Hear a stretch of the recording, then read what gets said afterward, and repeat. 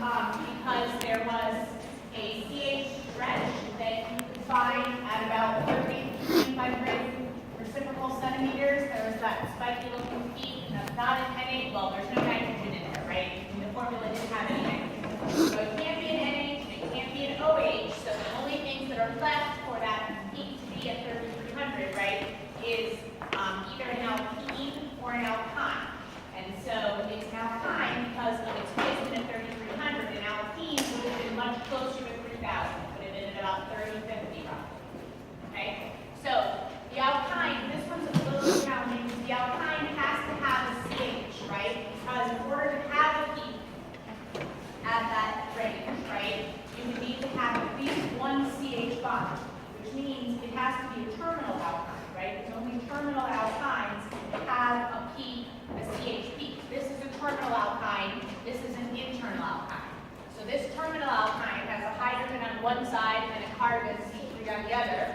This alkyne here between 6 and 7 has 2 carbons attached and no hydrogens, right? So this is fine. You could have had a diet of 2 terminal alkynes, it's fine. My point is that there has to be at least one terminal alkyne in your structure. Does everyone understand what I mean? Yes? Okay.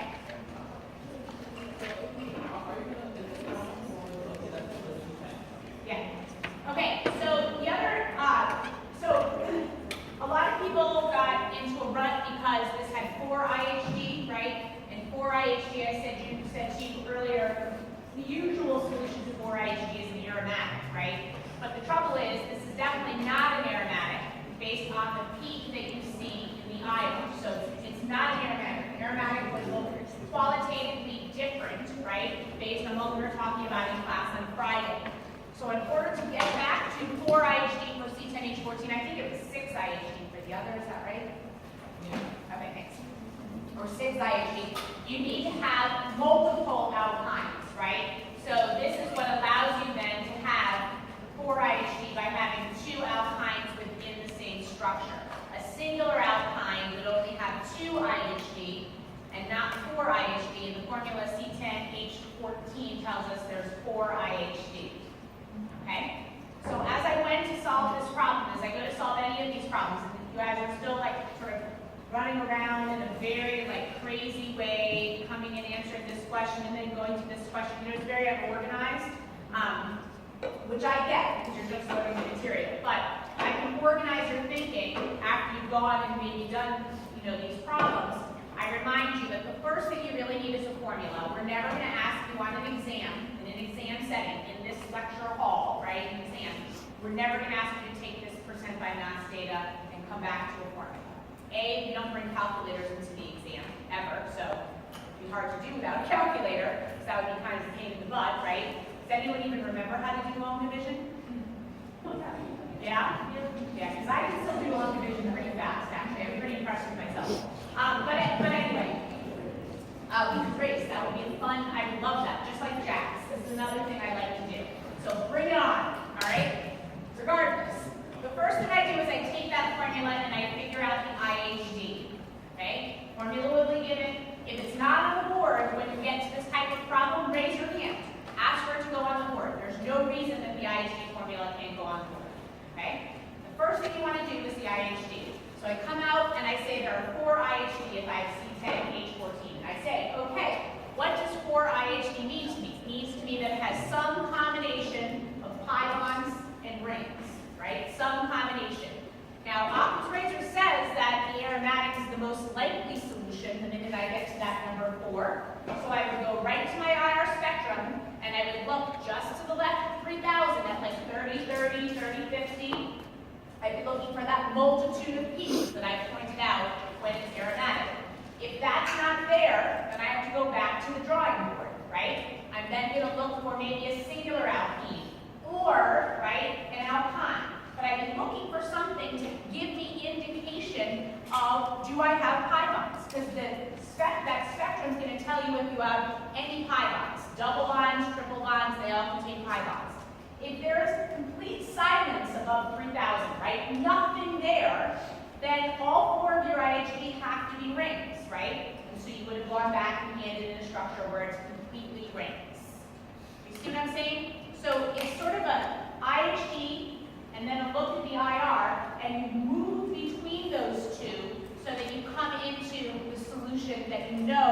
maintains both your IHG and functional groups that you see in your IR. Is everyone with me? Yeah. Why is it the formula C5H7?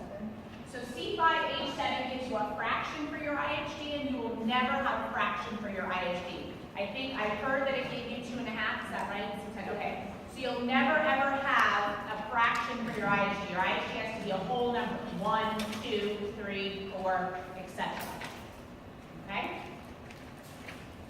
All right. So problem 2 has the problem C6H12O. So C6H12O, and you should have seen a carbonyl in this spectrum, right? So you should have a carbonyl in there somewhere. That I see from the IR. Yes?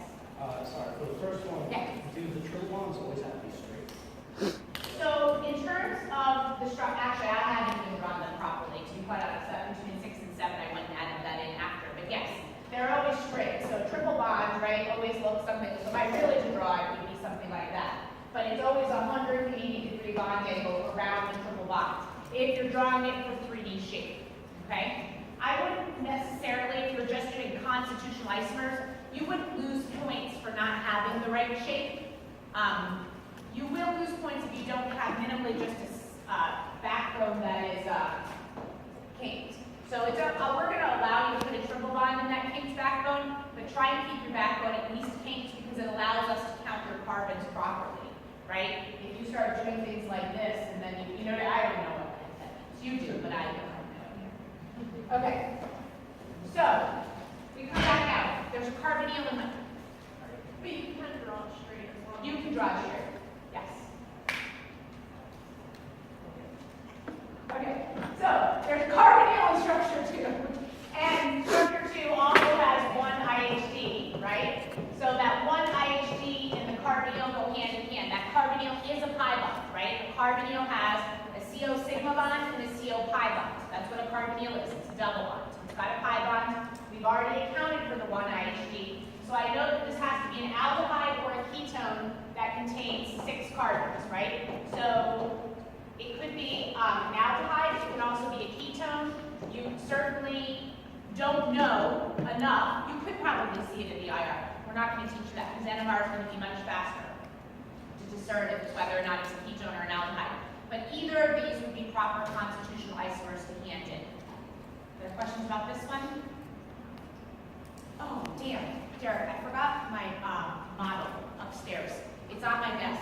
It's just there. It's got like a yellow bond, a red bond, and a bunch of black. Black backbone and a yellow bond, and it's open. Okay. Okay. Hey, Chris, how about you go in and find the part of your folder? That would be great. That way you can record the grades on the sheet that's in there. And then you can do that too. All right. Now that I've gotten rid of all the taste, Sam, would you like to roll? Do you want to stay? You're totally good. You're happy. Okay, you stay then. We'll talk about them now that they're not here. Okay, so homework problem 3. Homework problem, yeah, sorry. Okay, so how do you know like I know you know like where around the 3,000? Okay, so if I were to just draw, right, so this is 3,000 in problem 2. And all I see is a bunch of stuff here, but there's nothing up here, so sort of absent.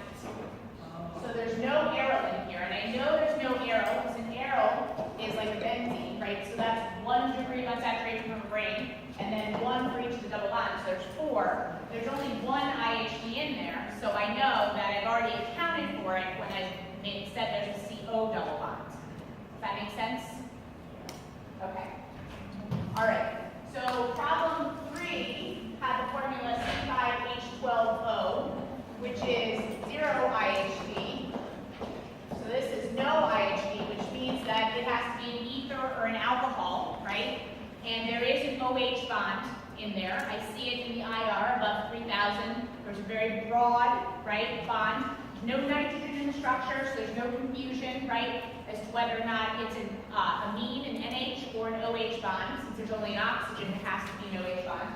So this has to be an alcohol that has 5 carbons. So the alcohol could be in a variety of different places. You can shorten the backbone as well. But these are some possibilities that you would hand in. Long pause. Okay, question 4. See, it always happens. It always happens. I knew. I waited and waited. I think you just like the pattern. Go ahead. How do I know there's not an need? Okay, that's a good question. Oh, how do I know it's not an ether? The other question is a good one too. What I thought I heard. So we can answer both of them. It's not an ether because I have an OH bond. So when you have 0 degrees of unsaturation, the only 2 functional groups that have an oxygen that have the potential to have 0 degrees of unsaturation are an ether and an alcohol. That's it.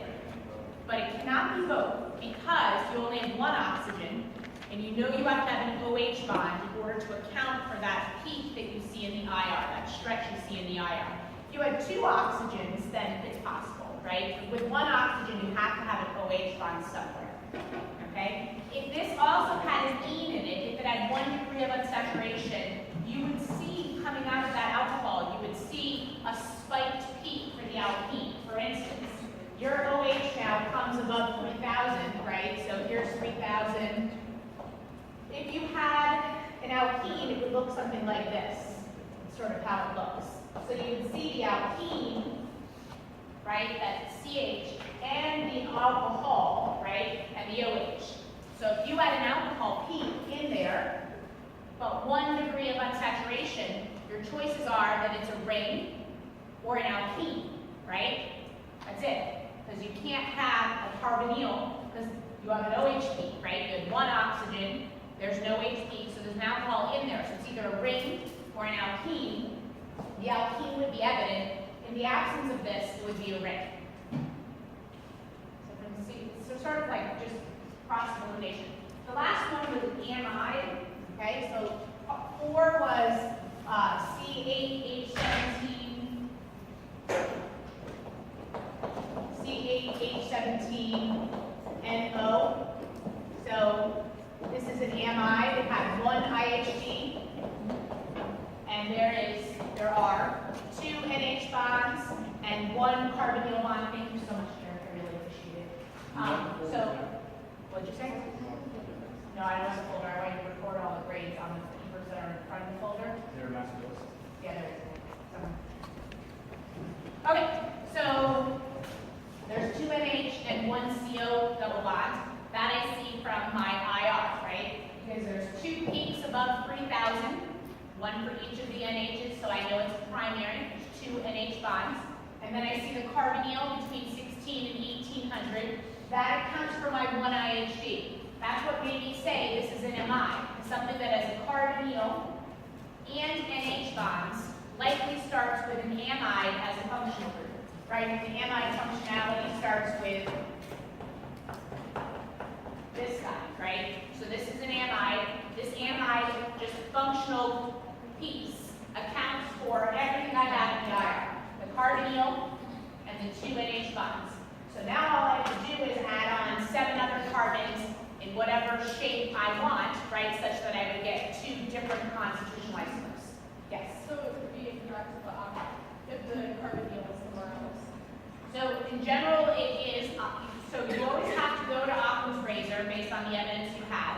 So the Occam's razor is the simplest solution, is the most likely solution. That's what it means, right? Occam goes CCAM, Occam's razor. And in essence, if you have a carbonyl and NH bonds, it's more likely for it to be an amide than a separate ketone and NH group. Yes? So what you're just talking about with the ketone and the separate NH Yeah. group, is that separate NH group considered an amine? That would be considered an amine. So if you did something that was like, I don't know, something like this, right? You would have an amine, and you could also have an aldehyde, right? Mine is a ketone. It doesn't have any carbons, but I'm just making the point. Yeah, those are separated from one another, right? You have a ketone and an amine. But Occam's razor says it's likely an amide, well, they're together. Yes? You will never be given a chart. Ever, ever, ever. So, you do need to remember where to find a carbonyl bond, where to find an NH, where to find an OH. Yes? So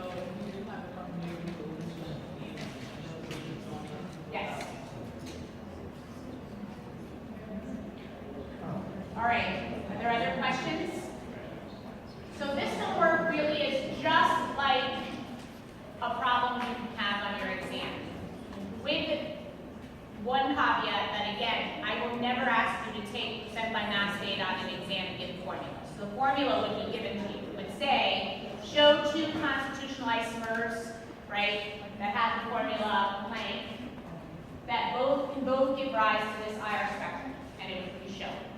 Okay? You would come up with two constitutional isomers and having the correct number of carbons tied to